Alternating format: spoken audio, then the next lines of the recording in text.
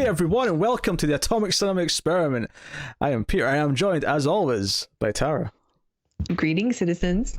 We watched a movie, a sci-fi movie, of course, because it's a sci-fi movie podcast, and we talk about a sci-fi movie every week. That's what we do.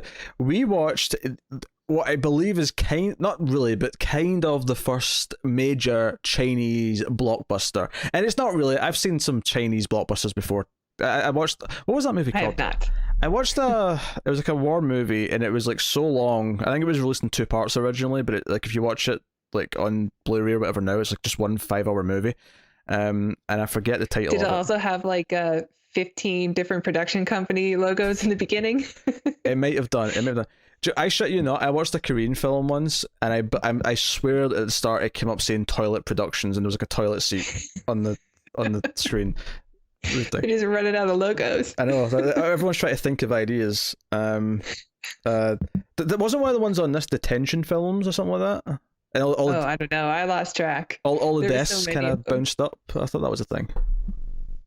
Wrong. Anyway, so yeah, The Wandering Earth, sci-fi movie. We'll start spoiler free as we always do. We'll give you a warning before we get to spoilers. Also worth mentioning, and I've forgotten to introduce this like every week since we've started doing it, but at the end of the show, after we say the plugs and we tell you about Patreon and things like that, stick around because we have a bonus section at the end where we talk about Mystery Science Theater 3000. Every week me and Tara watch an episode of that together, and we talk about it. And coming up on the end of this show, we're going to be talking about Warrior of the Lost World.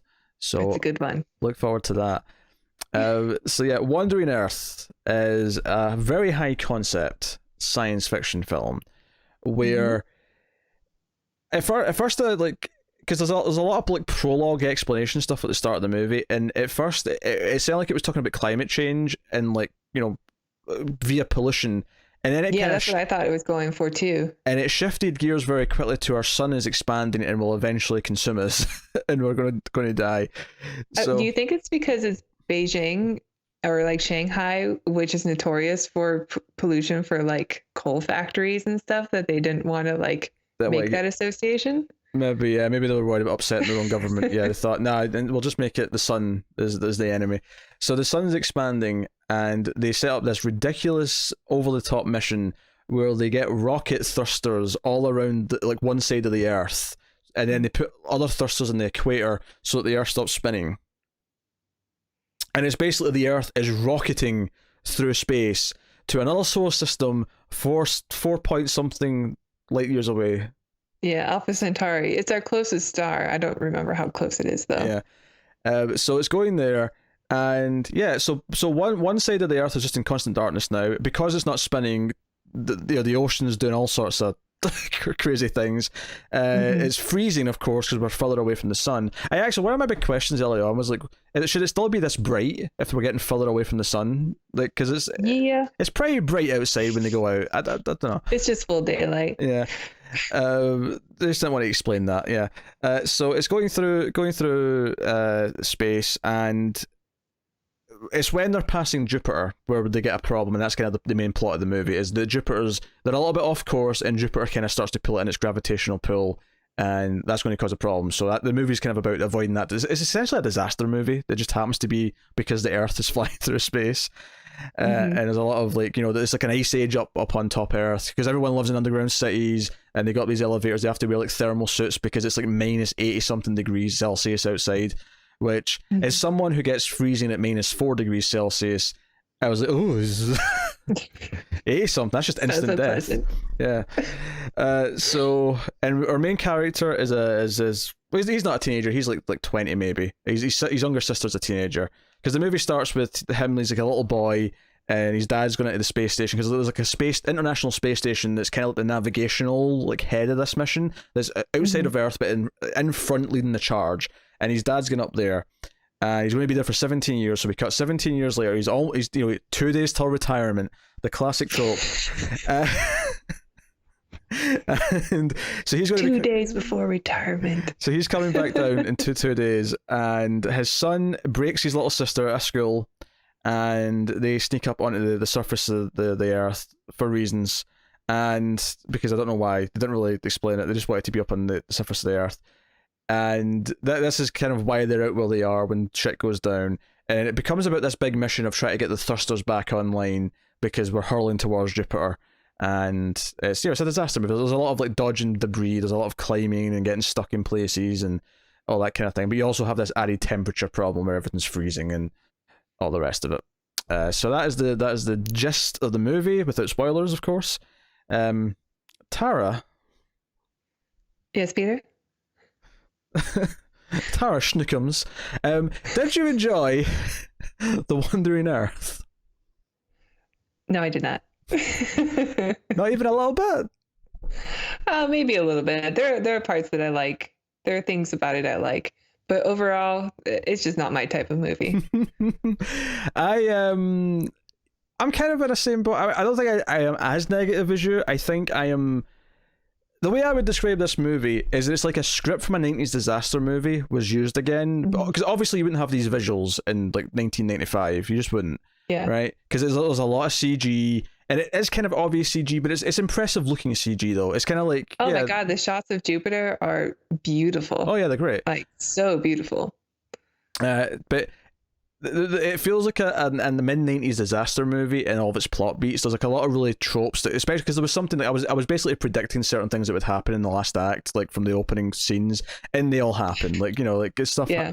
And it's fine. It's a Roland Emmerich movie. It kind of, in a lot of ways, it kind of. It's Which, just, to be honest, I'm not. Those aren't my kind of movies either. That's fair. That's fair. I mean, I enjoy Independence Day. A lot of that may be nostalgia. A lot of that may be Jeff Goldblum.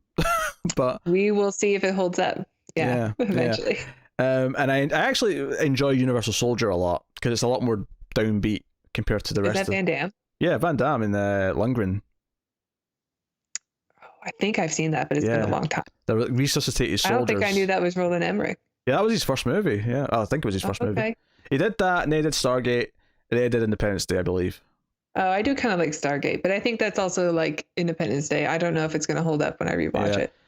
Then after Independence Day, he did Godzilla, and then from there it's just. Wait. After Godzilla went down, let's get this clear. No, including Godzilla. Okay. Although I have to admit, Roland Emmerich is a disaster. I do have an odd nostalgia for that 98 Godzilla. It's a bad movie. It's a terrible movie. It's a dinosaur. It is a dinosaur. It's just a T-Rex. I would actually say it's more like a big velociraptor. Just the way it looks. If that makes sense. But that movie's terrible. But there is nostalgia, and I can easily watch that and laugh at it quite happily. Whereas it's true, I have done that as well. Everything but it's so sad because I like Godzilla. I want Godzilla to be cool, and he just looks like a giant oversized velociraptor. That movie came out when I was 9. Until I was like 15, I thought that was just how Godzilla was supposed to look. I know, it's depressing. You poor man. I know. Now I worship the ground that the mighty kaiju walks upon. Oh my god. Gojira! Godzilla! I think you'll find that his delivery of that line in the trailer is a bit more nuanced than... That's all I hear. Zilla! Party time! I mean, I love it. I can't wait for this movie. Oh, I can't wait for it. My favorite meme, Godzilla-related meme, by far, is remember you used to get a lot of demotivational posters on the internet? Yeah. Right? Yeah. I love those. There was one that was like the clouds just happened to look like Godzilla, and it was just Godzilla, the clouds honor him. And I just always liked that. I was like, yeah, it looks like Godzilla. This is great. This is freaking My great. favorite thing is about the Godzilla. I don't know where it came from originally, but someone posted or said to me that if you watch it in reverse, it's about a monster that rebuilds Tokyo before moonwalking into the ocean. Sure. I can see that. I love it. Yeah, what's I saying about this movie? I was saying that it's like an 90s disaster movie with like some fancier visuals. But what's funny actually is this movie, and a lot of Asian media feels this way. I think of this more Japan and Italy than I do China, but I kept doing that as well. Yeah, but I think like because this is like one of the reasons why I really dislike anime, right? And again, this is a Chinese movie, not Japanese, but is that I feel like it just moves through things too fast for anything to have any weight. And I felt like this movie it is paced absurdly fast to the point where Yeah, I was getting Dark City vibes about the pacing. yeah, anyone in this movie that I'm supposed to feel anything for, I'm like, like I barely know who you are. Like, It's not just the pacing though, it's the plot. Like there is so much that happens. And it's like every scene feels like it's the climax to any other movie. And then it has another one and then another one. It's all exhausting. It's all exhausting. And for the record, this is on Netflix, by the way. This is outside of China. This is a Netflix movie, so everyone can watch this. And if it defaults to being dubbed, you can change it to subtitle because this happened to Tara, and this is important. I did not know that. Thank you. Yes, she messaged me. The dubbing was not great, so I appreciate it. She started watching it yesterday. She messaged me, was like, "Pierre, this is dubbed. Are we really doing this?" And I'm like, "Tara, just change it. Change it to the original language." Yes, I know. I am an old. I don't know how Netflix works. So, yeah, it's. I don't think it's bad. I think it's in this like mediocre territory where I like kind of how just crazy the movie is with its ideas. I think I would like the concept of like these underground cities and the top of the earth is like uninhabitable. Like I kind of like that setup. Yeah. There's some of the sci-fi stuff's kind of cool. I like the I mean I've heard it's based off of a short story and I don't know what the difference is, but I hear it's a lot. And the author of the short story is like a Hugo Award winner. They added like 500 pages to it. That's what happened to it. There's so much plot in this movie. Yeah, it's ridiculous. But I know it's ridiculous but that's sci-fi can be ridiculous. Oh, yeah. If you give me the concept and I just accept that that's the world that we are in. And that's the way this universe works. Okay, but tell me about the people and what they're going through. Use it to tell me something about humanity or whatever. That's what I want to know. I don't want a disaster movie. Yeah. Like the characters are very thin. They're very archetypical. And it's a shame. It's a shame because, like, I agree. Like the premise, like, I did roll my eyes a little bit at the start where I'm like, really, we're just going to rocket the entire planet through space? Like that feels a bit. It's a bit in the far-fetched side. I mean, like there was me thinking there'd just be some big ships leaving Earth or something. That's what but no, it's literally the Earth itself is wandering through space. We're just going to turn the Earth into a big rocket ship. Yeah. We're going to get. I did like we got heroes that weren't American. That was kind of cool. It's kind of cool to see something that's America doesn't save the day. do you know what I like about it? I like the idea that like we get it from this perspective, which is different, which is really cool, and it is like a worldwide effort where they're on the space station and they've got translators, like a Russian guy talking to him, and there's like and at one point it's like showing different like TV broadcasts at the start, and it's like here's an American broadcast, here's a British broadcast, and it was the BBC. Like they actually paid to get the BBC logos and stuff. CNN also. Yeah, and that was kind of neat. I was like, oh, okay, right. So, but I think that the big thing here for me is that I actually love other countries making movies like this. Even I don't think this one's ultimately that good. And I think it's kind of like schlocky and not that deep with its characters, but I do love getting other other perspectives on how to like tackle a story like this. Yeah. Even if this one feels a little bit just like a rushed, like we want to be a 90s Hollywood blockbuster action movie. There's a lot of other movies in this movie. There is, because I would love I do love when like I watch a movie and it's from Japan or it's from Korea, it's from France, it's from whatever. I'm thinking Asia specifically because Asia is like even more different than like mainland Europe, right? Yeah. It's not just a different language. There's a lot of cultural differences, and like I love when like I'll see how they tackle something. Like there's a Kurosawa movie called Ikaru from 1952, I want to say. And the plot of that movie is the main character he's got terminal cancer, and it's about him just kind of making peace with everything before he dies. But the opening of the movie is that he goes to the doctor, and the doctor doesn't tell him that he's got cancer. The doctor like tells him he's going to be okay. And I didn't understand this scene. And I put on the audio commentary after. I liked the movie a lot, but I didn't understand that opening scene. And it turns out that this was a common thing in Japan. That if whatever you had was terminal, the doctor would lie to make you feel better, so that you didn't know you were dying. And I'm like, this is fascinating. Like I'm so happy I learned this. I've only seen one Kurosawa film, which is Ran. That's how I pronounce it anyway. I don't know if it's the right pronunciation. RAN. And that is basically the story of King Lear, but it's done in feudal Japan. Yeah, samurais. In this really interesting way with samurais. And it's very colorful, if I remember right. Amazing story, and it is King Lear, but it's done in this culture that I don't know, and I love it. It's such a beautiful, exciting new movie, new version of King Lear. It's getting different perspectives, and like, yeah, and for the record, while we're on the subject, I mean, this is maybe not that hot topic, or hot a take rather, is Seven Samurai is better than every other version of that story that's ever been made. Magnificent Seven can go to the back of the goddamn line, because it's not very good. I know, I've watched it recently. Yeah, actually. It's mediocre. Seven Samurai, goddamn. I haven't watched Samurai yet. Whereas Yojimbo turning into a fistful of dollars had better success. I like both of those movies a lot. But you know, so no, I do. I want to preface this and be saying that I actually love getting the Chinese version of "We're going to save the day," that we're going to save the world. The Chinese version of The Day After Tomorrow. There's a lot of Day After Tomorrow in this, which is not a good thing. There's a lot. I think I like this more than Day After Tomorrow, just because. Oh, me too, actually. Yeah, just because there's better images and visuals and stuff. This movie was made for $50 million, and just for fun, I looked up how much The Day After Tomorrow was filmed for. Do you know what the budget was? $175 million. Well, I was going to guess, but all right. For the record, I was going to guess 120. So.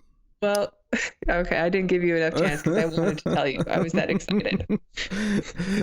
Which is unbelievable. That's also really a kind of a cool thing to see. Like, what do other countries, when they make a movie, what can they do with $50 million? Oh, yeah, absolutely. It takes us $175 million to make a worse movie 10 years ago. 15, actually, more like now.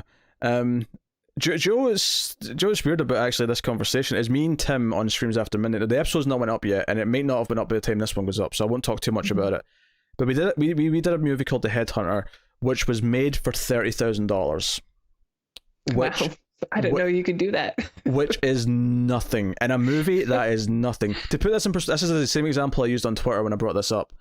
Is Halloween, the original Halloween in 1978, was made for $300,000, and that was a really low budget movie in 1978. So making a $30,000 movie in 2019, are you kidding me? That is like insane. Oh, it's a 2019 movie? Wow. Yeah. I think technically 2018 festivals, but you know, same difference. In the ballpark. We've been through that before. Yeah. And like, I don't want to get into my opinion, because I think the script lets the movie down, but the one thing that this movie does not lack is looking good. It looks, I mean, sure, it's like a fantasy medieval thing, so it's all in the forest and stuff. It's not like the locations are like, but the cinematographer and the director made it look like I really want to swear there. They made it look like a goddamn movie, right? It looked atmospheric, it looked moody, it did not look this, because whenever you see a trailer for like a direct-to-video thing that was made for next to nothing, it always looks like, nah, this is people who just followed the textbook of how you set up a camera, how you set up lights.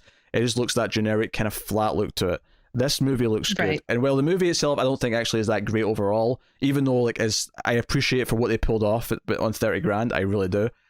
It's interesting you brought that up, because I'm thinking of that movie now, and you're right that they did this in 50 million, and I think some of the CG when they're on like Earth's surface and it's like the trucks driving around, it looks kind of like a really good video game sometimes. Like I got a lot of video game vibes from it, like a really good video game. The like stuff when they're on the space station, all the space station stuff, I thought like the shots of it were just incredible, and the every scene of when they showed Jupiter, I'm just like, just stay here, just let me look at this, because it looks beautiful and believable. And then the Earth is there too, and like the interaction between the gravity between the both of them, like those effects were stunning. And that's clearly where they spent their money on. And also like the sets that they built were really great. Like it looked like a believable lived-in world, and I appreciated all of that. And I was really surprised by the budget. Do you want to know why they probably get away with this in $50 million?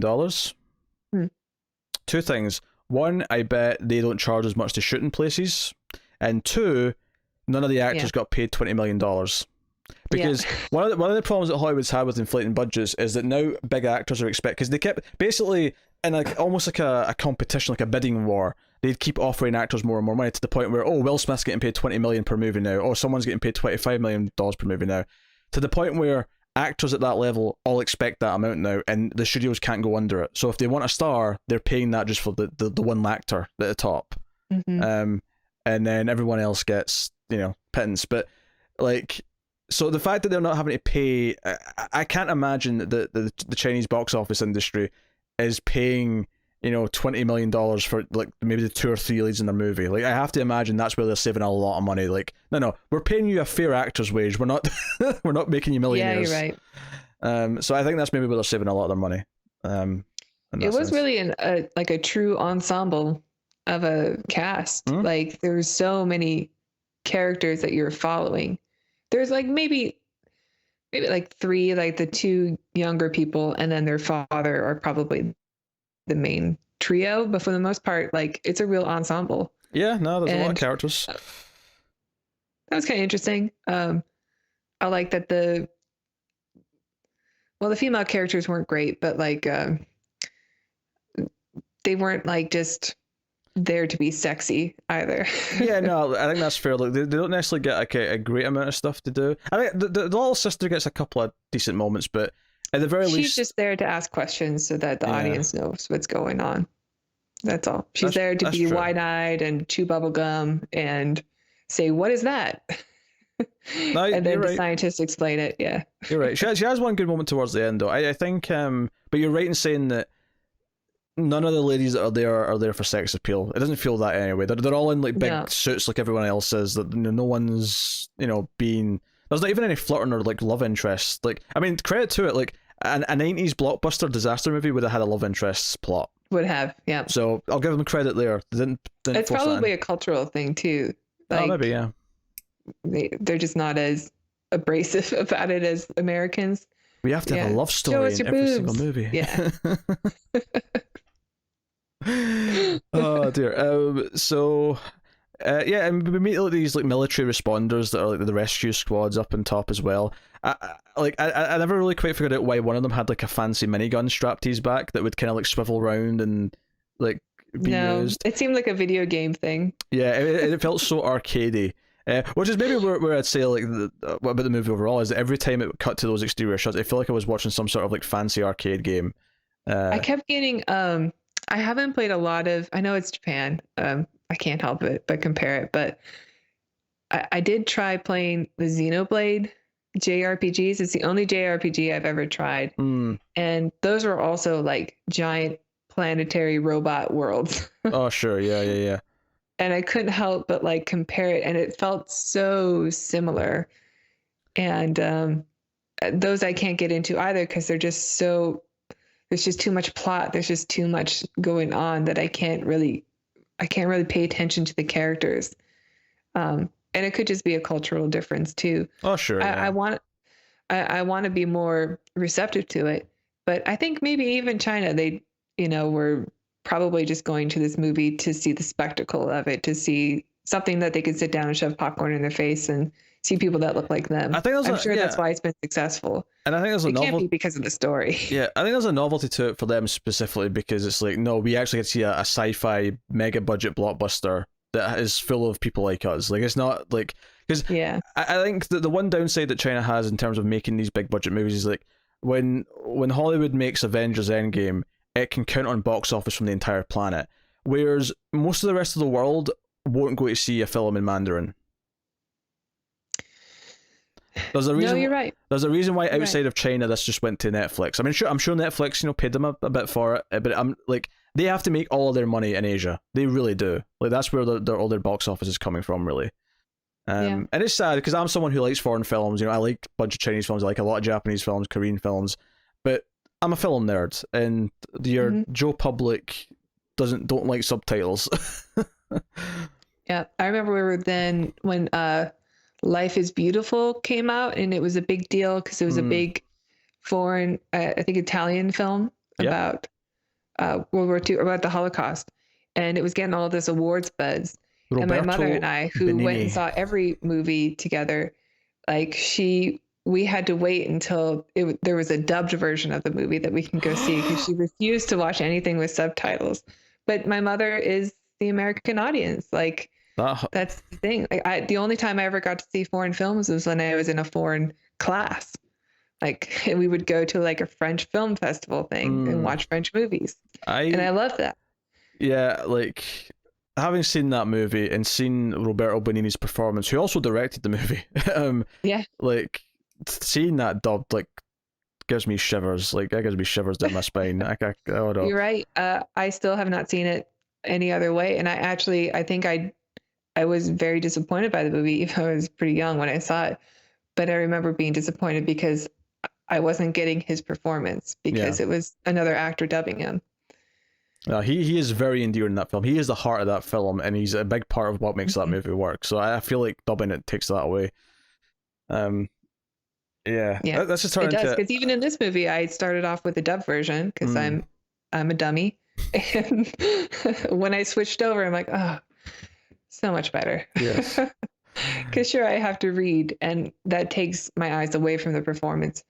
But at the same time, it's just I want to see what the actors are giving me. Oh, sure. Otherwise, it's like I'm watching a cartoon. Also, people always people who don't watch movies with subtitles often say, yeah, but don't you miss all the things that happen? I'm like, after you watch a couple of things with subtitles, your eyes adjust to it. You can do it. You can read subtitles. You can see everything that's happening on screen. You just know how to do it. Maybe it's just as simple as you know how to pace your eye movements up and down to catch everything, but you do it. Right. I mean, I'm not able to tell if like their delivery of the lines are authentic or sure. Like, I can't tell if somebody's being wooden in a performance that's in Mandarin, but I can still get the emotions from their eyes. If I know generally what the scene is trying to tell me, and I can see what their face is doing, like I can still get most of the performance from that. Absolutely. For the most part, I thought the people in this movie were pretty good. Yeah, there's the one like comic relief character who they kind of meet Awful. after they get arrested. As soon as he gets his introduction, which I'll save for spoilers, I was just like, I rolled my eyes like, no. This is I don't want this. I'm going to say this now. Admittedly, this was a bonus episode, so not everyone got to see our review on this. I'm going to say it. This is worse than Rob Schneider and Judge Dredd. Agreed. He's terrible. He is the worst. Agreed. Yeah. Although I assume we are going to get a worse one in another movie. Oh, probably. It'll happen. So it has this bombastic finale. It does things that you expect it to a fault, I would say. It's very quickly paced, but there's some interesting ideas, there's some interesting visuals, and like it's easy enough to watch and just to have kind of as dumb popcorn like material on the screen, but it's not. Like, I wish I cared about the characters more. I wish I cared about what was going on. And I wish that so much of the final act wasn't like, obviously you understand they're trying to turn thrusters on or they're trying to do whatever else, right? But I felt like there's a point where like because they meet this sort of like engineer, like nerdier character at one point, right? He becomes kind of part of the team. And there's a point in the third act where all hope is lost, as it always is at the start of the third act, right? Where he's like, hey, there's another idea, right? And I'll get into my complaints about how they get this other idea when we get to spoilers. But he has that scene where he's like, okay, this is your job, this is your job, this is your job. And he says, you have to do this, you have to do this, you have to ignite this, you have to move this here. And everything he says is just gobbledygook exposition, none of which I understood or took in. Nope. Not at all. I understand that they're split into like 4 teams to go and do different things. I have no idea what the missions that any of these people are trying to accomplish are. Mm-hmm. And I think it's just dialogue. It doesn't mean anything. Yeah, doesn't mean anything. So that would be my big complaint about the movie. Is I feel like if I at least understood the objectives clearer, and obviously the overall objective I always understood, but when they started getting to the nitty gritty of like here's the specific things, I'm like I don't know why we're doing this or what that's going to accomplish or. Yeah. So that was the thing. But hey, shall we get into spoilers for The Wandering Earth? Let's do this. So, opening scene, the dad's with the young boy, and he's like, yes, I'm going to be gone for a long time, but once we get to Jupiter, that'll be roughly when I come back to Earth. And he's like, okay, and he explains that Jupiter's like a big balloon. It's like, it's filled with hydrogen, and I wasn't thinking during this scene, because this is the first scene, I wasn't necessarily knowing what the movie was going to feel like yet. Yeah. I was just kind of taking it in. Well, it's still Earth as, it's like Earth 100 years from now, so it still kind of looks like our Earth. Yeah. There's like the engines are being built. You can see them looking at the big engine thing, but it's not. They're not like moving through space yet. And I was like, okay, fine. And then at the end of the film, so they have this big plan where they're all trying to like, get these thrusters back on, and a large part of the middle of the movie is getting these thrusters up and running again, thinking that'll save them, and it doesn't. That's the dark moment of the film at the end of Act 2. It's like, this didn't work. We're still plummeting towards Jupiter. We're all screwed. We've got like 3 hours and we're dead. Yeah. All the thrusters start shutting down. Yeah. I guess because of gravity is just screwing it up or something. And then our main character, who was a young boy before, whose names, we've not even mentioned any names yet. Lucci. Lucci is how you pronounce it, Chi. It's a QI, but I'll take your... I think it's Lucci. Lucci. When they say it. So he remembers this... Lucci and Dodo. Yeah, that's his little sister. Who's adopted, by the way. This little sister has nothing to do with his dad and has never even met his dad. Like, his grandfather's looking after him and just sort of took in this little girl because she was on her own back when they first came down here. So he remembers this opening scene about the hydrogen and it's a balloon, and I'm like, oh my god. Like, because this reminded me of so many like big budget, like stupid blockbusters where like this character figures out the solution based on some emotional memory. And it's just like, I was just like, oh, we're doing this. And he's like, it's like a balloon. We can cause an explosion and it'll kick us back out into space. And then it becomes about trying to like ignite and using the thrusters to fire into the combustible area where the 2 atmospheres are meeting now. Like, whatever. it is a cool shot though. I do really like the effect of Jupiter like taking the atmosphere away, and this, like I said before, the actual shots of it are just like, they're just awe-inspiring to look at. They're so beautiful. And for the record, like, no one has to tell us that. I'm sure that every scientist in the world who does watch this movie will tell us 100 different ways why Earth, if it moved, if Earth stopped spinning and moved away from where it was, why it wouldn't be like this. It would be completely different. I'm sure every scientist would. Oh yeah. Like, let's get that out of the way. We understand even that. Like, just the whole thing of like, you know how you're on an airplane and you can feel when the airplane increases in speed or decreases in speed, or goes up and down. You can feel that. But if you're just on an airplane going at the same speed, you don't feel anything. You just feel like you're sitting down. So I imagine if Earth is hurtling at however many miles per hour, and all of a sudden there's a shift in speed, like, wouldn't we all just fly into space? Would it be like hitting the brakes on Earth? Here's another question as well. Correct me if I'm wrong, but isn't Earth spinning kind of a necessity for gravity to work like it does? Well, gravity is mostly about mass, but it does create like the magnetic sphere, which I think is influenced by gravity, but I don't really remember. It's been a long time for me since I've taken an astronomy course. Oh, sure, yeah. I mean, I never studied this, so I'm just spitballing. But I feel like the Earth not spinning would cause even more problems than what they're telling us in this. Yeah. Yeah. It's kind of funny that we've had 2 movies in a row about the Earth being hurtled off of its orbit. That's true, yeah. I haven't even thought of that, but you're right. Yeah, Dead Earth Caught Fire was kind of like that. But that was much more subdued than this.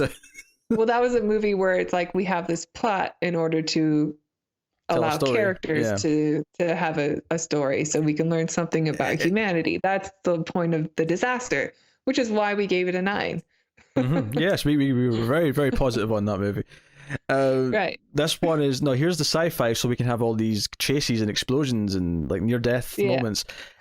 So we have the big emotional memory, gives them the idea. And then we have the scene where like the 3 like guys are trying to like push in this big like pillar thing that has to be pushed into this slot, and it's not happening. And the sister's on the radios because the dad on the space station is kind of awake when he's not supposed to be. He's kind of like fought his way out of the hibernation because he wants to try and help his kids. Why? Because there's a HAL 9000. It's very HAL 9000, yes. It looks just like him. It's got the same little red dot that's watching. It's a lot more slick, of course, because it's obviously a 2019 movie and not 1968. But like, yeah, I don't know. I think the original HAL is slicker. I like the minimalist design. It's been a while since I watched 2001, so I'm excited. We should watch it. You should watch it. Is that episode Probably 50? my favorite movie. How about episode 50? That's 1 year in. No, 1 year in we have to do the remake of The Day the Earth Stood Still. Oh god, you're right. I forgot we said that we're going to do that. 2001 has to be an anniversary thing. It has to be like a special occasion. Yeah. You can't just do a 2001 randomly. Come on now. That's You're madness. And then, but the little sister is calling around, and because everyone's given there's like a montage at one point of like random people just killing themselves because they think they're going to die in 3 hours, and they don't want to like do it via suffocation or burning up or. So that's the thing, right? The HAL 9000, which is called Moss in this movie, is has basically corrupted the space station to force them to eject when they're not supposed to. Well, I don't know if so that they can't save. I don't know if it's corrupted. It's like the space station has like embryos, it has DNA, it has everything. The idea Right, it being has a plan B. Yeah, if Earth gets compromised, that this station can still go somewhere and colonize. And right, and this is something I shouldn't say compromise. It's in its programming. Yeah. To default to this if Plan A goes awry, and so that's why our hero, our main guy, has to break out of his hibernation chamber in order to stop it. Yeah. And then he also somewhere else, but I forgot my thoughts. So. And he gets like he's kind of daughter, even though he's never met her, to like the comm so she can like communicate around and ask people to come and help. And then there's this like inspirational moment where like everyone comes and like there's like hundreds of people almost like helping to push this thing. Although I have to wonder like how many people like if you're 10 people back and like a chain of people helping push this thing. Like, at what point are you just, like, pushing all your weight into the person in front of you that's not really affecting what they're pushing? It's just, like... I can't imagine it actually helps at the front. But I've been to Hong Kong, and I can tell you it's just like that there. It's just people pushing people. So you have that. And then the other big thing that I was predicting to some extent early on was the grandfather. I was like... Alright, he's going to be the Mum and Dante's Peak who gets out the boat at some point. It's happening. Oh. It's happening. It's pushing her in the lava? Yeah. Yeah. He's going to do that at some point. And the weird thing is, he kind of... It doesn't even happen the way I thought it would. It happens where he doesn't really accomplish anything when he does it. He just kind of dies. Yeah, it's just like... It's in the elevator shaft. And someone is trying to save him, and he throws him into another room before the elevator comes down. And then Grandpa just takes his helmet off and says, "I'm going to die here." Yeah, I think it's like he doesn't want the others wasting time trying to get to him because that'll put them in danger. So he just lets himself die by freezing to death. I did see that it looked like his oxygen was like running out. It was at like 7% or something like that, yeah. Yeah. I assume they can refuel when they're in one of the trucks, like maybe that has like a big supply that they can. That was how I explained it in my head because they've been out for a while at this point, like by the end of the movie. Yeah, and it gives us this thing where he's kind of a troublemaker. He kind of like steals the suits and the IDs, the fake IDs, so they can get into the surface. And why does he want to escape to the surface and stay there? No one knows. The movie never really adequately gives us a reason for it. He kind of says he has plans, but why he brings his little sister along is beyond me. Yeah, I don't know. But what is he planning to go to a different underground city, or is he? Like, I don't know. Like if he escapes. Like, doesn't he have to return his sister somewhere? Like, I know. Is he just she's not gonna drive the big rig. I know. Which, by the way, it controls with this ball. It's not like a steering wheel. It's got like a... It's a medicine ball, yeah. Yeah, he's kind of on this and like, ooh. I mean, there's a lot of like diving off like structures collapsing because when they achieve the ignition, it's like, hey, by the way, the shockwave from this is going to hit the surface in like 7 minutes. You might want to get in underground. And they end up not being underground. They're under the thruster, and it's causing chaos. So it's your big earthquake scene, right, where everything's destroying, and he's diving to save his sister. And I was, at the start of the movie, they set up that in the suit there's like these like plastic bubble things, like on their own they're just like little canisters, but when you ignite them, it's like a big protective plastic bubble. And I was like, okay, that made for a funny scene, but that's clearly that's a Chekhov's gun. This is going to be used to get out of a jam later. And it was at the end because they used it to survive from falling from a... It looks like those giant balls that you can get, like you can rent them at a beach. So you can like run out, like the hamster balls, and you can run out in the water. That's what it looks like. I actually kind of like the scene where they show that, because I wasn't expecting him, like, oh, that's kind of funny. But yeah, I was totally expecting it to come back. Yeah, of course. And the main dude kind of bonds a little bit with the main commander guy, who's been kind of like, hey, we're kind of drafting you in here because we need to get these thrusters back on. It's, it's this the fate Well, of they the need a world. genius, in which he refers to himself as all the time. Nobody calls himself a genius. Well, geniuses don't. I mean, Yeah. idiots who want to pretend that they're geniuses do. Is basically what I'd say. You're right. Yeah, I mean, other than that, there's a lot of scenes of climbing the elevator shaft. That's where the grandfather dies, and they end up like,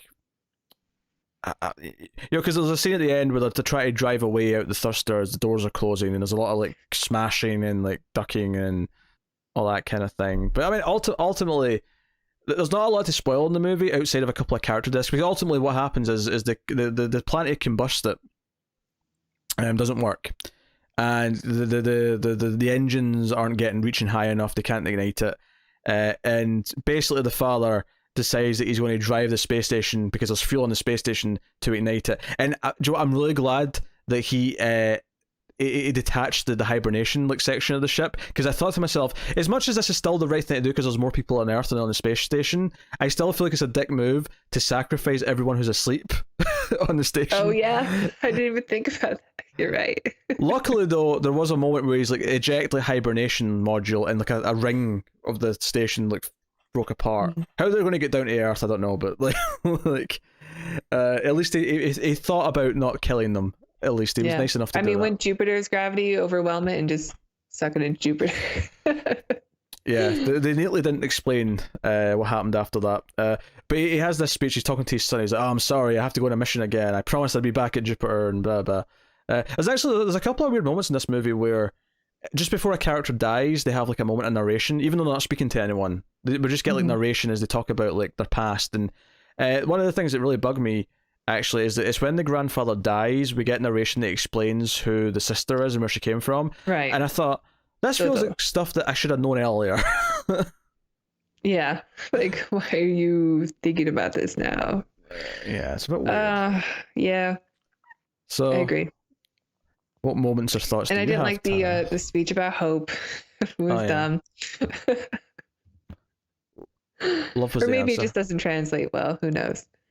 Oh, sure. I want to think that the vehicle, every time like he put in the past, and it says senior driver, and it would say be careful on the roads because otherwise your family might cry or something like that. Like that's just clearly some kind of translation thing that just doesn't quite translate as well, because that's not something that we would say in English. Not unless you're being quirky. Well, otherwise your family might cry. Like, yeah, you can translate that word for word, but I don't think the words have the same meaning. What I'm saying is, what if it was a quirky thing in Mandarin, and when they translated it, they put some thought into it and said, no, we need to think of a quirky equivalent that would sound weird in English. True. Because sometimes they do that. Sometimes, like, translating movies in different languages, they actually put a lot of thought into... Because sometimes they'll make a cultural joke that we just won't get. So they have to, like, translate they'll it. say, you are the weakest link. I wasn't thinking... so that Americans will get it. Yeah, I wasn't thinking so much, like, references to show. I was thinking, like, let's say you're watching something that's subtitled, and someone says, what's the saying that we use? Like, this is really hard to think of on the spot. Like a baker's dozen. I'll just... Like, so someone says, that's a baker's dozen. Like, in Mandarin, they may not have a phrase that means baker's dozen. What they actually said was maybe something that meant a similar thing, but, like, to make the joke work in our language, it was like, okay, what's an equivalent sort of saying that we could maybe use that would substitute and have the same effect? Okay. That wasn't a great example, but I'll just, sayings and phrases and, like... Yeah, but it makes the point. Yeah. Your point's clear. Yeah. I understand. So they do that. So at least good translations do. Sometimes, because one of the other things they have to account for when they're translating is sometimes people can say a lot in a short space of time, and we have to be able to read it on the screen before like they move on to the next batch of subtitles. So they sometimes have to condense information that they're saying into a way that's quicker to read, so that it's physically possible to have it on the screen long enough for us to read and then go to the next thing they say. And sometimes in this movie, they're rapid firing like dialogue. Like you have to be able to read it. So yeah, there's a lot of skill that goes into translating. Actually, I don't envy their job. so if you were thinking I could do that job, just use Google Translate. It'll be easy. Tougher than that. Oh yeah, I agree. Yeah. Yeah. Anything else you want to like talk about, or like problems you had? I mean, of course, the Russian guy is just drunk all the time on vodka. But she snuck in because they're not allowed. All booze. the comic relief did not work for me. That's fair. That's fair. I mean, because that's another Chekhov's gun, where to combat the HAL 9000, because the Russian dude's dead by this point. He's died heroically trying to help. The dad picks up this jar of vodka. He's like, "Do you know why this is banned on the space station?" Yeah, I don't remember the name. I want to say Yuri Geller, but I think that was a magician. And he just throws the book because at this point there's been a lot of damage, so HAL's sparking a little bit. So he throws the booze at him, and he just like erupts out of flames. And I thought to myself, like, are we really saying that this module that the eye's on is just like the main like computer where this AI operates from? I assumed this was from one computer. Yeah, I assumed that it was all throughout the ship, and this was just one like terminal. This one display. No, thing. Apparently not. Apparently not. Apparently just setting this one thing on fire did the trick. But all right. Okay, I'll accept it. I'll accept this thing. That's fine. Future computers are really regressive. I think my biggest well, not problem, but complaint with the concept of this movie is I almost wish it was more about underneath, like the underground cities. And I like the idea that the outside is because I was surprised when they went up top and it was like, no, people do come up here. They have suits, but they have to come up here and work. It's like a constant thing that people have to be up here doing things. Yeah, and I like the rotation. Like 17 years sounds doable, sounds fair. Like send scientists for that amount of time and then replace them with new ones. Oh, for the space station, yeah. I was talking about on the surface. Yeah, for on the surface as well. I think I would imagine that most people on this, ship now are all going to grow up to have jobs that will just work on these systems, these turbines. Sure. Yeah. But like I almost wish that like no, we spent more time underground and like it was even harsher outside that no one ever went up there. And it was like saved for the third act. Like that was the big deal, is that someone had to go outside later on. Like I thought that's maybe what it was going to do. I was actually shocked that we were outside within like 15 minutes. I really was. Because outside was like entirely CGI, and inside was these incredible sets that they had built that looked really good. And you don't actually get to see a lot of them. And I like the idea that outside the classroom there's like a fake like light wall that pretends it's outside just to make people feel comfortable. And I was like, I want to see more of this underground city. Like, how does this work? Yeah. So, we get this idea that there's these criminals that they like chase, because I thought they were going to pop back up because they wanted revenge for him stealing the suits. Do they show up at the end? We see them inside when there's like chaos happening, but it's not like they never encounter him again. I don't think. I think they encounter the comic relief character, who, by the way, I think was in. They meet him in jail, and I think he said he was in jail for raping a girl. I think the joke he said, and again, this was a joke. He said, "I swear it was consensual." Yeah, I swear it was voluntary. What I did. So, yeah, the implication there is actually pretty dark. I wonder if that's one that's not translated well. Yeah. I hope so. I wonder if that's one that's... Because it's really hard to accept this comic relief character when one of his opening lines is, yeah, I'm here for raping someone, but goof goof, laugh laugh. Ha ha ha. Yeah, I immediately hated him. Yeah, even without that weird like dark line, like he's still like just a really annoying character who's just like never pleasant to have around. Oh, and the scene where it's him and he's next to the scientist guy who's just vomiting in his own helmet for no reason. Yeah, and then the scientist tries to steal his helmet, and there's like this weird like tug of war happening with the helmet. I was like, what is this scene? What was that? Honestly, the only moment where the comic relief kind of worked for me, and I think it's because it actually tied in with our frustrations as the audience, is that scene at the start of Act 3 where the scientist, the younger scientist, is explaining how they do everything and what they can do to try and ignite the the connection with Jupiter. And he like I said, he rambles off all these things to every like pocket of people very, very quickly. And then at the end he goes, any questions? And every single person in the vehicle puts their hand up. And I was like, that was funny because I agree with them. I don't understand any of what you just said. Because it was nothing. It was just garbage. And I guess that's the filmmaker's way, because he doesn't respond. He just sort of says, "Not good. Then we can move on." I guess that's the filmmaker saying, "It doesn't matter. Just go with it. Just accept this world. Yeah, accept it. Let's move on so we can get back to the action." Yeah, that's what the movie's concerned with first and foremost.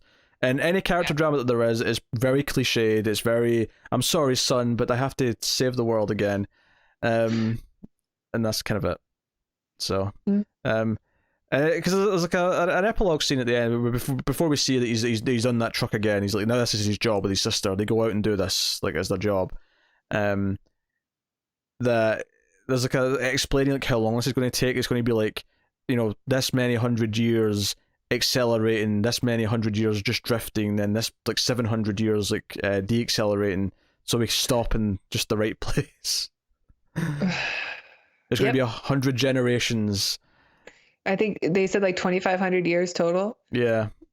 Which I don't know if I don't know if the math adds up. If it takes 17 years to get to Jupiter and 2,500 years to get to a star system that's over 4 light years away, I don't know about that. I think the next solar system is really, really far away. Yeah, you feel like this would be the easiest thing to get right, though, is just ask someone who knows these things, say, how many generations would this take? So if 100's not right, then say, okay, it'll take 500 generations. Whatever. Yeah. It doesn't matter, because like the movie's not about the rest of the journey, it's just about this passing Jupiter kind of moment. Mm-hmm. So this one little hiccup in the plan. Yep. Before we even get outside our own solar system, if you can't even get that right. I mean, that is the one kind of thing I liked about it. I liked that the plot was around us passing Jupiter, and that already took 17 years. It really set up the scope of what this was. Like, yeah, like none of the people who are alive right now are going to live to see this new system. Like, they're not going to be long dead. Like, yeah, this is humanity living for the next several thousand years. Like, this is just what we're going to be doing. Right. Yeah. So, yeah. If you wanted to do a sequel, you could almost like with a new cast, like you could almost just like the next one will be set in the middle of the journey. I think it made enough money. It probably they might already be planning sequels. Probably did. And then the third film, the trilogy completer, is when they arrive. So it'll be a different cast in every film. Uh-huh. Would the Alpha Centaurians greet them? Greetings, citizens. You guys did what to your planet? We're not letting you on our system. You can hey, the Romulans down the road. Like, there's another couple of thousand years. Yeah, go to that solar system. We don't want anyone here. You can go to that one. We're full. Please, we're almost out of resources. Oh man. All right, another 2,500 journey to the next star system. Oh god, that's funny. But yeah, all right. I guess it's time to rate The Wandering Earth. What are you giving it? Oh boy, this is kind of a tricky one for me to rate. I don't know. I do think the spectacle is amazing. I wasn't ever bored, surprisingly. I think it was a really neat perspective to get something that wasn't American for a disaster movie that it seemed very American. And plot, but ultimately, these are not the kind of movies that I like. And if it was an American Roland Emmerich movie, I wouldn't rate it very highly, and either. Although I do think it is better than a lot of them. So I think if this was a stars rating, I'd give it 2.5. So I'm just going to go with a 5. 5 stars. For 5 out of 10. 5 out of 10, yeah. Yeah. Why all of a sudden you compare it to stars? You've never done that before. Well, it's always how I've kind of done it in my head. I know, we use a 10-point system. I know. I'm still used to stars. I mean, at least it's better than thumbs up, thumbs down. Oh yeah, much better. I am going to give it... I was thinking about a 5 as well, actually, because I feel like there's enough things that I kind of had fun with, but I can't go any higher than mediocre because the script just isn't there, the characters just aren't there. I don't care about what's happening. I'm just kind of oohing and ahhing at some of the visuals, and a lot of them are nice visuals. But yeah, but even when we got them, they were like, "Okay, here you go. Now it's gone." yeah. Now it's back to driving. Actually, if not that it's necessarily a great movie either, but if you want like another country's perspective on a disaster movie, I watched a movie a couple of years ago called The Wave, and it's set in I want to say it was Norway. If it wasn't Norway, it was definitely a Scandinavian country. If it wasn't Norway, but it was this location. It's based in a real area that's had this. If there's ever like a tidal wave, because of the shape of the way the river comes into the area, right? It kind of like almost funnels a wave into it. This town is basically just screwed. And obviously it's a movie, so it happens, right? Right. But there's a lot of build up to it. I mean, it gets a little bit more generic as the movie goes on. And it's like, oh, yeah, we're trying to get to loved ones and try to save them from trapped areas and stuff like that because they're flooding and whatever. It gets very generic, but as opposed to the movie that's coming out soon, Crawl, which is a disaster movie, but there happens to be a giant alligator in the house with the people. I'm not gonna lie, I like the trailer. I like the trailer too. It may be terrible, but I'm into it. Yeah, I want to see it. So yeah, that is the movie. Stay tuned for the bonus bit, but it is worth telling you before we get to that about how you can help us and how you can support the show, and you can of course do that by liking and subscribing, and you can rate us on the iTunes, give us a 5-star rating on there, and reviews. It helps spread the show around. If you want to support us financially, Tara, you're so good at this bit, so why don't you tell them how they can do that? You can go to our Patreon page. It is patreon.com/MildFuzzTV. You can donate as little as $1 per month, and with that dollar, you get bonus episodes of the Ace monthly. We already have one out. We mentioned it earlier called Judge Dredd. So if you're interested in our thoughts about that, only $1 and you can watch it. You also get our episodes early. Wait, yeah, you do. You get the Ace early, 1 week early. Yeah. That's at the $1 tier, and at the $5 tier, you get to vote on an episode once per month, as well as other shows we do as well, that I do with Tim Screams After Midnight. And coming soon... That one for the Ace? Yeah, and coming soon, someone reminded me in a stream today, actually, that the other shows have this thing, the Screams After Midnight, we call it the Crypt, on 121 Influx, we call it the Vault, and it's basically an idea that the $5 patrons can actually just submit movies that will go onto a list, and that's, and we're calling it on this show, the Reactor. So... Perfect. It goes onto the Reactor, and it's basically a list of movies that not too often, but every so often we'll pick a movie off that list to do. Sometimes we'll maybe make those the 4 movies in the vote that the patrons get to vote on, but it's a way to give us a sort of to-do list that we can check when we're running out of ideas, or we want, we got to think of something this week, let's do a movie off that list. So that, yeah, or just see what people want us to watch. Yeah. So it's not set up yet at the time of recording, but by the time this goes live, it probably will be. So $5 patrons get to do that as well as vote. So, and then there's other benefits, so yeah. Also get us on Twitter at @mailed_fuzz for channel updates, and yeah, there you go. But before we go, we have our bonus bit, and the bonus bit, of course, is Mystery Science Theater 3000. Yes. We had time to watch one. We watched a post-apocalyptic film. Yes, we watched the Warrior of the Lost World. I guess how our main protagonist would say it. Warrior of the Lost World. Warrior of the Lost World. He always talks like he's got like Novocaine, like he just came from the dentist or something. I don't remember if that's a joke in the movie or not, but that's what it reminds me of. I think at one point they said that it was like he had like food in both of his cheeks, like he was holding food in both sides of his mouth. Like a chipmunk? Yeah. I think that's what they said at one point. Yeah, there was times when I was like struggling to tell if it was the character was talking or if they were just mumbling a joke over the top of it. Yes, because sometimes it kind of sounds like Joel. Joel does a pretty good impression of him, though. Yeah. So, yeah, this is a kind of a Mad Max ripoff. More Mad Max 1 than Mad Max 2. Although, to be honest, it's only a Mad Max ripoff in the sense that it's kind of pre-apocalyptic and he's on a bike, which is kind of like the car. It's like... There's a lot but the bike talks, unfortunately. It says everything twice as well. 3 times sometimes. 3 times sometimes. It goes twice or 3 times. It goes back and forth. Yeah, once, twice, 3 times a lady. So, yeah, like, So we've got this. There's a lot of shots early on of like him just riding through like countryside roads, and it doesn't feel like a different world at all. It's just they went out to somewhere in the country and shot him riding his bike. That's all this is. Well, until we see the police car, which has spikes on it now. So that's how we know we're in the future. It has two things. It has spikes at the front, and at the back there's like a sort of lip. That from a distance, I kept thinking the trunk was open from a distance, and it's not. Right. It's just this lip that goes up at the back. That was the two things that made it futuristic. Yeah. Oh, it's so low budget, but they were really proud because what they did is they put they had a camera that they could mount on the dashboard of the bike. So there's a lot of POV shots from behind the windscreen in the bike, and they were really they had proud a GoPro, of that. an early version of a GoPro. GoPros didn't exist yet. It wouldn't surprise me if they literally just had like a camera with like duct tape around it, just like this will hold it. Yeah, probably. This will hold it.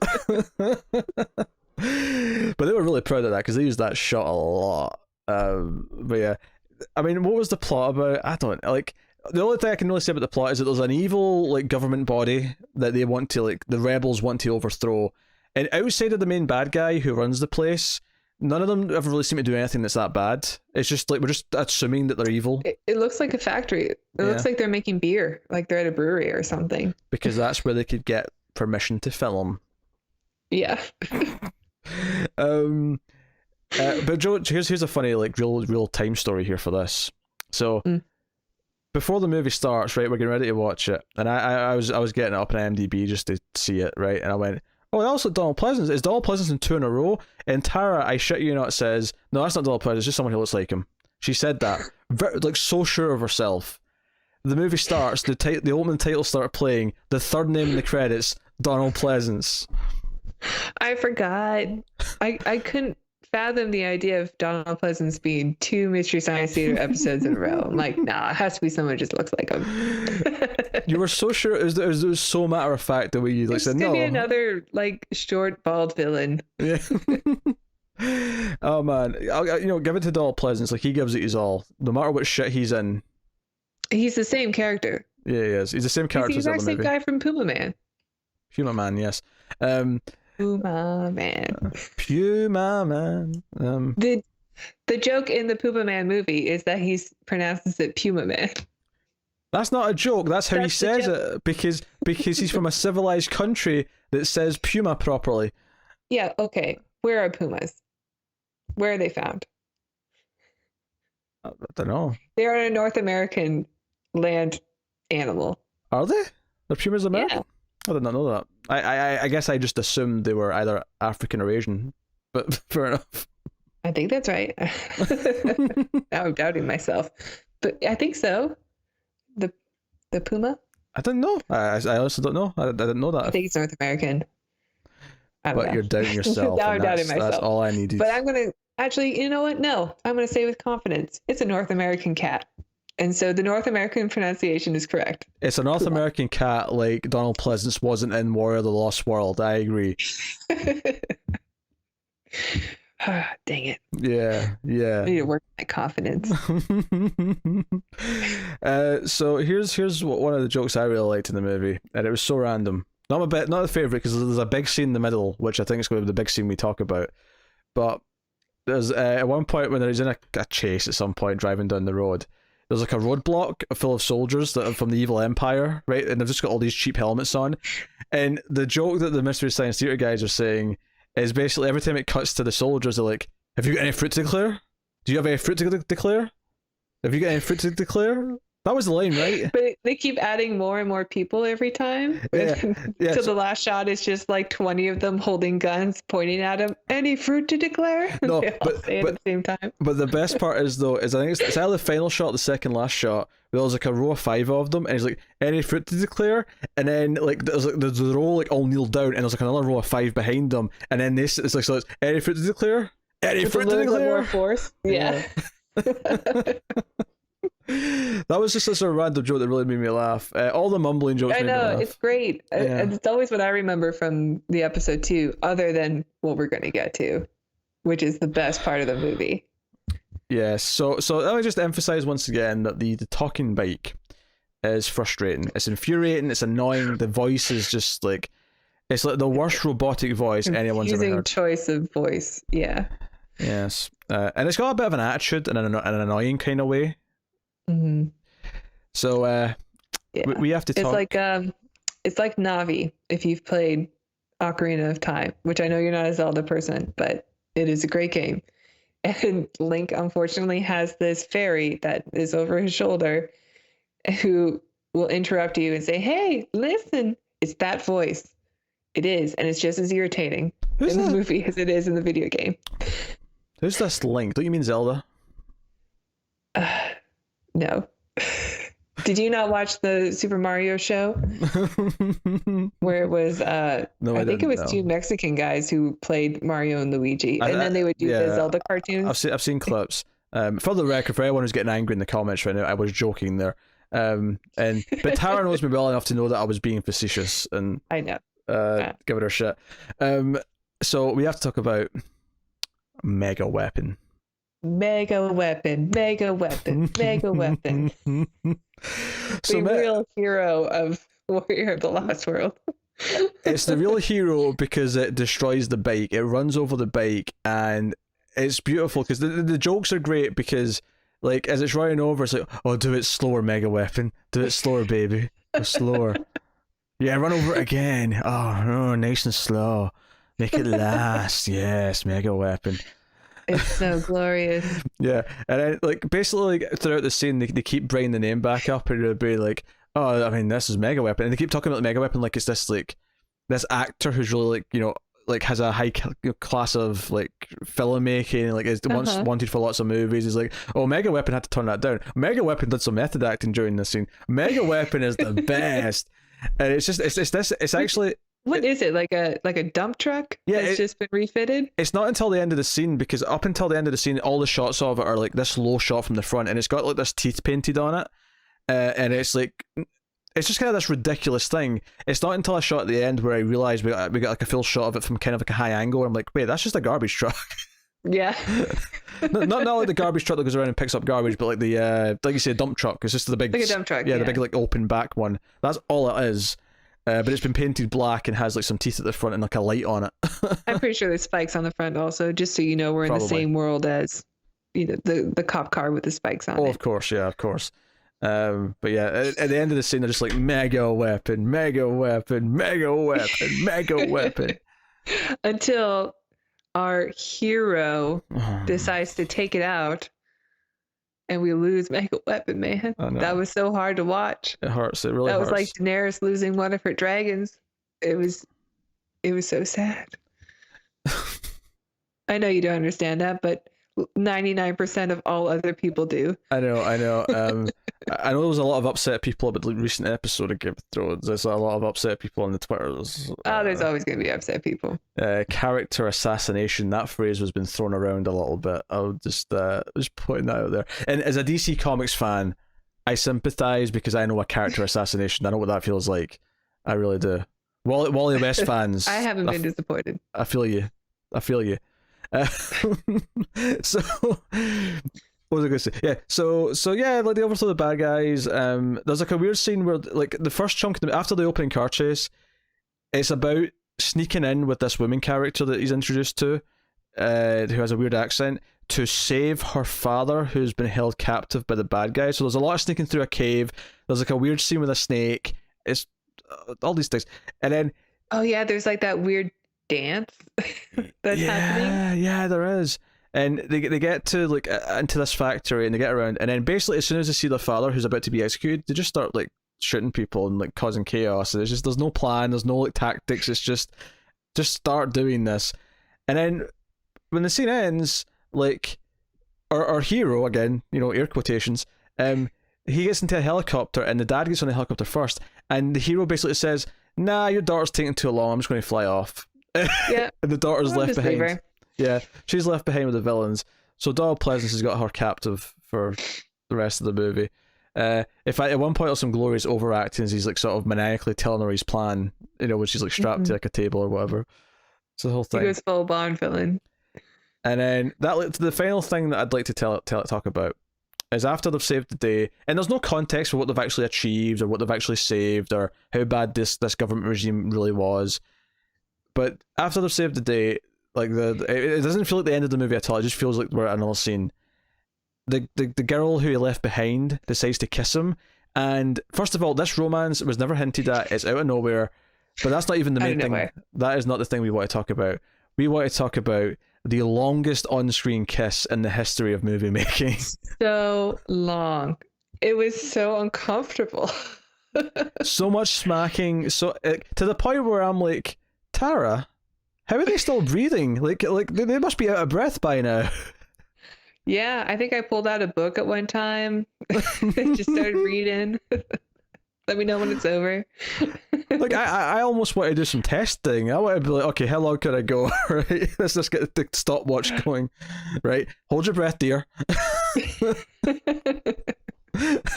How long? And for the record, by the end of this, let's say we last a minute, right? At the end of that minute, how erotic and turned on are you by the end of that? Like, was that enjoyable to go that long, or was it just painful because you almost suffocated?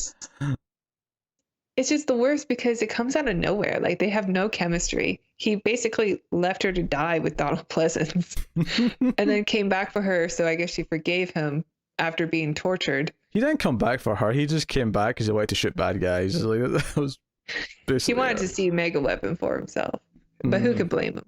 Yeah. Yeah, and it was an actress who was in the Star Trek the Motion Picture based off the hit television show Star Trek the Original Series. Does it count? I approve. That was beautiful. She was the bald girl, Persis something. I don't know how to say her last name. I didn't realize. I think is like Indian or Pakistani or something. But her father is just some white guy who looks like Joe Biden in the movie. Doesn't really work. I'd have to go back and look at. I mean, it's not even been that long since I've seen that movie, but I feel like I'd have to go back and compare them like side by side, just because she's bald in the other one. Yeah. It's quite a difference. It's quite a difference in a person, especially a woman. Like just like the bald version, the version with hair. Mm-hmm. Very different. No jokes, please. No jokes. Mm-hmm. Hey, actually, Tara's seen me with hair. She knows how different or not I actually looked. It's true. I've seen a picture. Mm-hmm. You look better now. Thank you. Bald's a good look. Or excuse me, balding. That's still implied. You've got the Lithgow hairline. Oh, you know how to make me feel better about it. You compare me to John Lithgow, I'm not going to be mad about that. He's a gorgeous man. He'll tell you himself.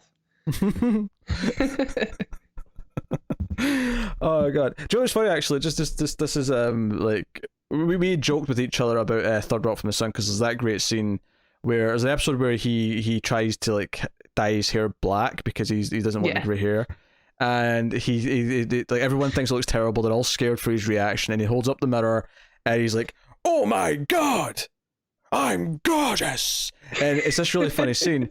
And it was right after this, Tara got her better microphone because she was using like the headset before.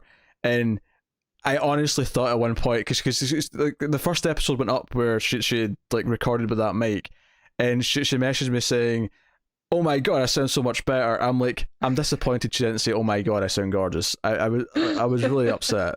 I know. Also, yes. I'm sad that they're not on.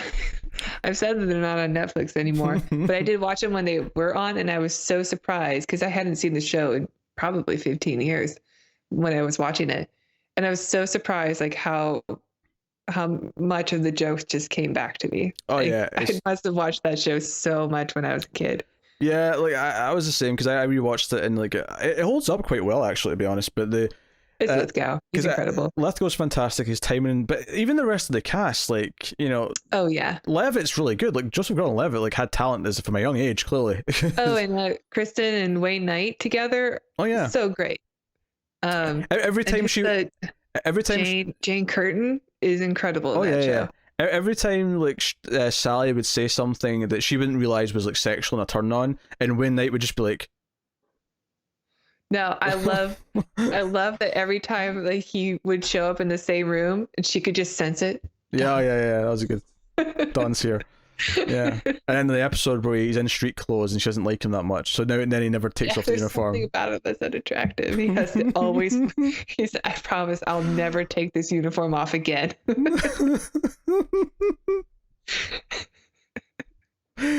Oh dear. Don't blame him.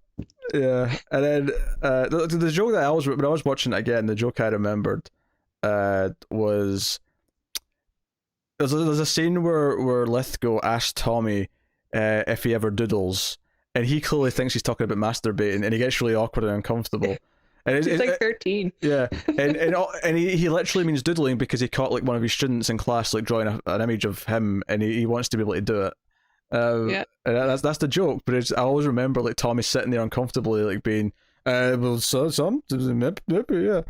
Do you know when I rewatched that, because I hadn't seen it since I was a kid, and I rewatched it, and the scene in the pilot, and this is something I thought from the Sun talk now, but the scene in the pilot that sold me that this show was still funny and held up is so they've just arrived on Earth. They go to this like house party with like other faculty and stuff, and like everyone's there, and Mary, I was just trying to remember Thingy's name. Mary, they kiss in the bathroom, right? And it's a mutual kiss, but the joke here is that she slaps him after, right? And that was pretty funny, right? But the joke that made me realize this could still make me burst out laughing is when they're leaving the party and the host of the party, this woman, kisses Dick on the cheek, and Dick slaps her across the face before he leaves and just walks out as if nothing wrong's happened, and she's just standing there in shock. And I just every time I think about that scene, I laugh so hard, and oh, it's so good. It's so good. He's so talented. I love seeing him in movies now. Like, I'm just so glad that he still gets work. Oh yeah, me too. I know he was in Pet Sematary, which wasn't a great movie, but it was just so nice to see him. I want to see him in everything. I love his I'm in trouble face that he does. He's sort of like, what you say? Yeah. So he does this like squished up face. It's so good. The man has like insane like body language and timing, like and range. I want to watch that show again. I want to watch that off from this. Yeah, sorry, Mystery Science Theater. I guess we're doing this now. I'm going to binge the show of that. Oh, it's so good. Anyway, should we say what we're doing next week? We should. Although, first of all, just to, I just want to say this. War of the Lost World is probably my. It's not quite as good as Werewolf was, but like after Puma Man and Prince of Space, which were a bit more, they're okay. Like this one was entertaining again. Like I really like this one. So it's a bad movie. Like I had a lot of fun watching this and making fun of it, and the jokes were really really good. So it was nice to get a Joel episode in there too. Yeah. Which also meant we got Dr. Forrester in that because we didn't get in fact the invention they had, the square, which was like an exercise device where. And it's just like, he's demonstrating how you can use this, and it's basically just like you're doing push-ups with your hand in the square. Why don't just do push-ups on the floor anyway? Now you're really working out. Yeah. Now you're pumping iron. Yeah, I like that one too. That was good. So yeah, what are we doing next week? And both Mystery Science. Do you not pick the next MTS? Have you? MST. I think we should do a Space Mutiny. I think it's time. I know you want to. Of course I do. Red Brown's in that movie. Are you kidding me? Let's just do it. It's a favorite. It's a favorite for a lot of people. Yeah. Let's just do it. All right, we're doing that. As for the regular movie, though, because I probably should have told just before we did the bonus bit, but you know what? We're here. We're here now. I think we forgot a couple episodes ago, too. That's okay. That's okay. The next episode is going to be the final countdown. Oh, all right. I've been looking forward to this. Yeah, so look forward to that. So that's coming next week on the show. And we've been bumping movies back like every week because new stuff keeps coming up. Like Netflix are doing a movie here, or there's a new movie coming out in VOD here, or whatever. But we actually have quite a nice meaty schedule mapped out for a couple of months now. So yeah. But yeah.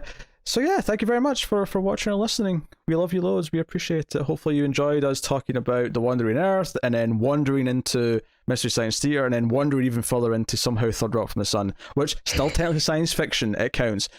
So yep, it's still the Earth, still the major subject of our movie. Yep, and they're aliens, so sci-fi. Also, I like how much they get off in sneezing the first time. Which, by the way, love it. Like I that, still think about that when I sneeze. that episode. I can remember I watched that again. That episode is like near the end of season 1 or like sometime in season 2, and I'm like, it took over a year for one of you to sneeze. Bullshit. I think I remember it being pretty early, but it's been a little while. I think that was one of the first things because the first season has this thing where they have to do the first experience of every holiday. Like they have to like, what's Christmas? What's Halloween? What's Valentine's? Like, so the first season has all those episodes, and I'm like, okay, what do we do in season 2? But they evolve it. It's like, okay, now Sally's in a relationship. Okay, we have to start talking about them discovering sex or them discovering something else or whatever. Yeah. So it's a great show. That's a fantastic but show. We should probably end this one. We should. So thank you very much once again for enjoying the ACE, the Atomic Cinema Experiment. We love you loads. I have been Peter. Computer. You're supposed to say I have been Tara. I thought that was obvious. I have been Tara. I thought that was obvious. This is not something we've established. I know. I was doing it on the spur of the moment. I thought the chemistry was there, but apparently not. Apparently we need podcast host counselling because we're not there on the same page. I'm not very good at yes anding. Okay. Okay. I don't know how to yes and. We'll do the opposite. I've been Tara. I've been Pita. Peter. Thank you once again for watching us. We always appreciate it. Keep watching sci-fi movies and computer. That's salsa. Yum yum.